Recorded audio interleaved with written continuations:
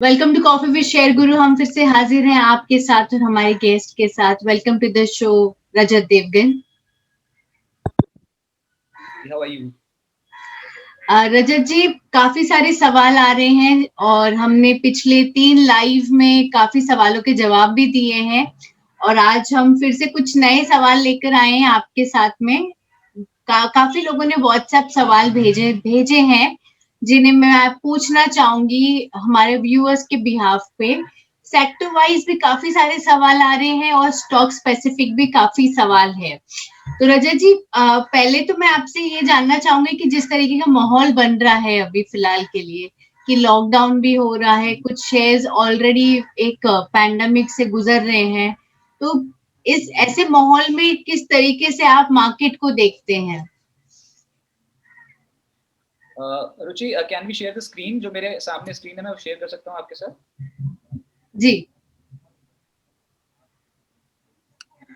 Okay, I shared my screen. Is it visible?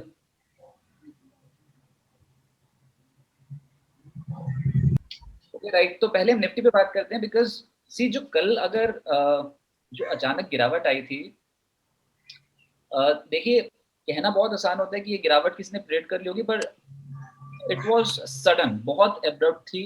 कल एकदम से गिरावट आई थी when Nifty reach approximately 14,000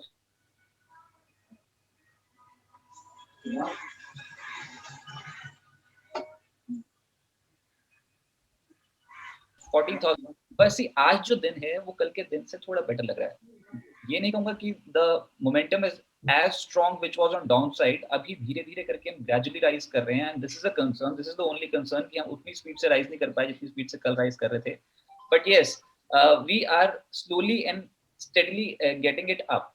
Nifty अभी ऊपर जा रहा है।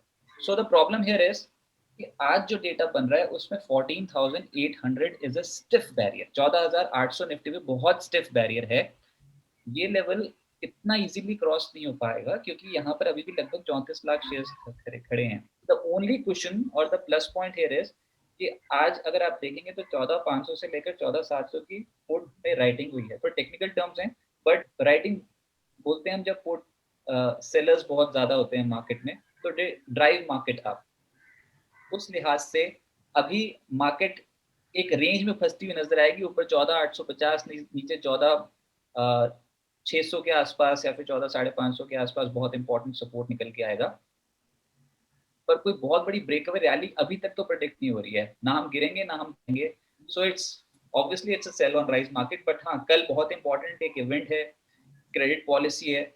उससे पहले बहुत एग्रेसिवली ना शॉर्ट्स कैरी होंगे तो लॉन्ग कैरी होंगे, तो एक रेंज में बता देंगे हम दिन। हाँ, पर एक रिलीफ रैली आज ऑलमोस्ट सभी स्टॉक्स में, मेटल्स में, फार्मा में, पीएसयू बैंक्स में, ऑटो में आज एक रिलीफ रैली देखने को मिल रही है। बस ये क्वेश्चन है और हम 14,700 के ऊपर मेंटेन कर रहे हैं। Till the time we sustain above 14,650, 14,700 we are good.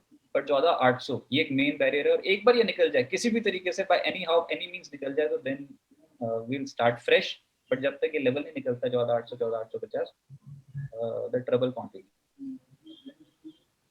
जी। रजत जी, अगर हम बैंकिंग सेक्टर की बात करें तो बैंकिंग सेक्टर आप किस तरीके से देख रहे हैं?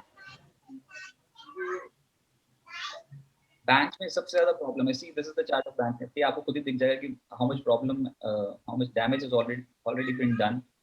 लगातार गिरता जा रहे हैं हम। ऐसे जब भी कोई स्ट्रक्चर होता है तो we sell on rise, we try to find resistance, and जब भी कोई पुल बैक मिलता है तो उसको नेगेटिव प्ले करना।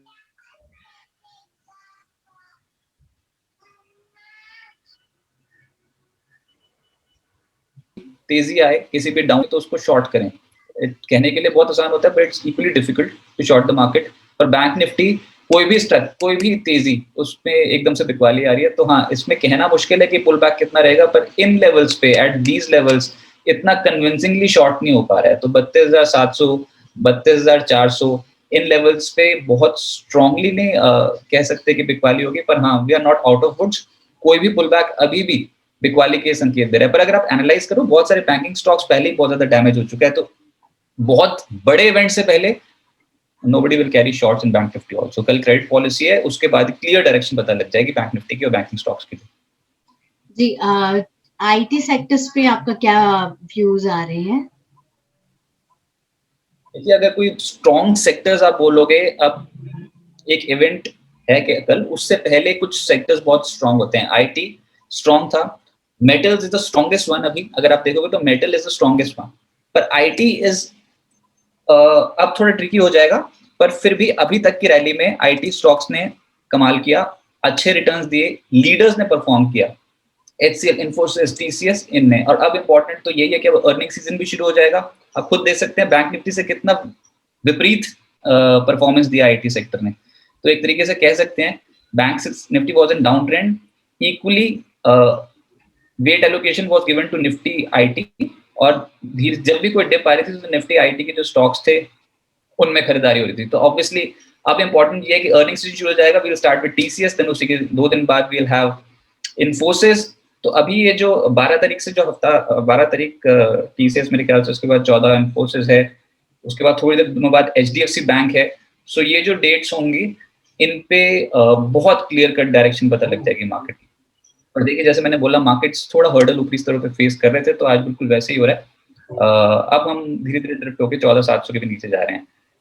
We are not that weak today, but उतने ज्यादा स्ट्रांग नहीं जितना हमको होना चाहिए था, because 14,800 is very important resistance level for the markets.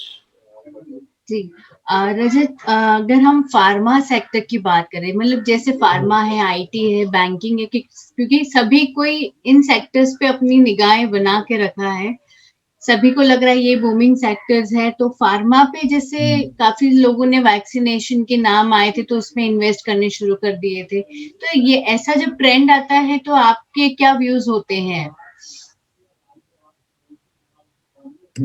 ये मैं सेक्टर नहीं बोलूंगा अभी इसमें। देखिए, वैसे तो ब्रॉड बेस्ड रैली नहीं कहूंगा, it's a pull back which is there, which is visible there. आपको याद होगा कि आज से 2-3 हफ्ते पहले जब हमने बात की तो आपने कहा था कि फार्मा सेक्टर में बहुत क्वेरीज आ रही है, लोग फंसे। मैंने कहा था कहीं ना कहीं बिकवाली जरूर रुकेगी।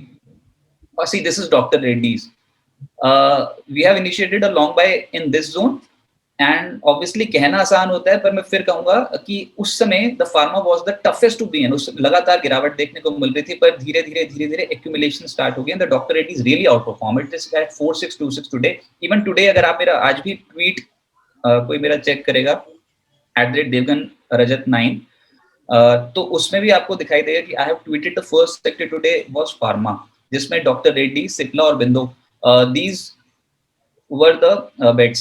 सिप्ला ये आज का कॉल जो हमने दिया था सुबह, even though intraday trading is always difficult, तो द फर्स्ट अर्ली कैंडल उसी में टारगेट लग गया था पहला, इट वेंट टू 840 लेवल्स, पर उसके बाद थोड़ी प्रॉफिट बुकिंग आ गई है, but we initiated the call at 832 833 zones, तो अभी भी उन्हीं जोन्स के आसपास है। See the amount of rally which has been there in the ये pharma stocks। आप बैंकिंग से इसको अगर कंपेयर करेंगे तो now you will see the outperformance। Pharma stocks have gained strength, IT have gained strength, and equally banking में बिकवाली शुरू हो गई थी। आपको मैं इसका बिल्कुल विपरीत आप अगर पूछेंगे तो मैं स्टॉक दिखा सकता हूँ जिसमें एकदम से it was the damage which was done। Pharma में डॉक्टर रेड्डी, सिप्ला आपने देख लिया, now see this IndusInd Bank। तो आपको खुद अगर आप धीरे धीरे करके ऐसे पैटर्न्स एनालाइज करने की कोशिश करेंगे, then you will see clear cut, you will see the direction and accumulation किन स्टॉक्स में हो रहा है और किन स्टॉक्स में बिकवाली हो रही है। तो the preferred sectors right now are IT and pharma and not banking. So कोई भी पुल बैक बैंकिंग में, exit positions as of now. But हाँ, लॉन्ग टर्म ऐसा नहीं है कि अगर कोई इन्वेस्टर है तो उसके लिए नहीं, these are only for traders. Banking stocks are not to be sold for investors. Investors के लिए तो हमेशा से अच्छे होते हैं। रजत, अगला व्यू में टीसीएस पे चाहूंगी। टीसीएस पे काफी सारे सवाल पहले भी आए हैं और अब भी आ रहे हैं। देखिए, आप खुद देख सकते हैं, आप टीसीएस में किसी ने अगर पैसा डाला होता इस मार्च से लेकर अब तक, तो कन्विक्शन के साथ अगर वो बैठता, so he would have gained. आप इसको अगर थोड़ा पीछे देखेंगे तो you will not be able to see it that clearly. गिर रहा था TCS, it was a profit booking year at this time, banks were the flavour of the market.